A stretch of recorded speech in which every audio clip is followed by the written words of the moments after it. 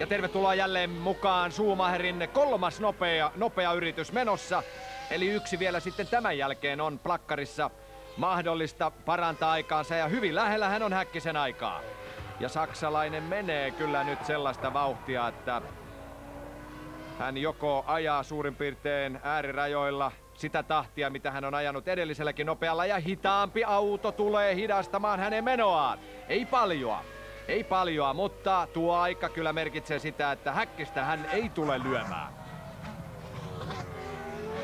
1.15,2 ja reilun kymmenyksen hän on Häkkistä hitaampana keskimmäisen jakson jälkeen. Ja nyt sitten tietysti on tämä lentäminen tuossa viimeisten vaikeiden mutkien kohdalta, mutta mikä on Schumacherin vastine? Menee kärkeen! Menee sittenkin kärkeen. Hän tuli tuo viimeisen kolmanneksen sellaisella vauhdilla rutistain ja puristain, että kärkipaikka on hänen. Häkkinen raapii päätä nyt, että milläs hän sitten pystyy parantamaan.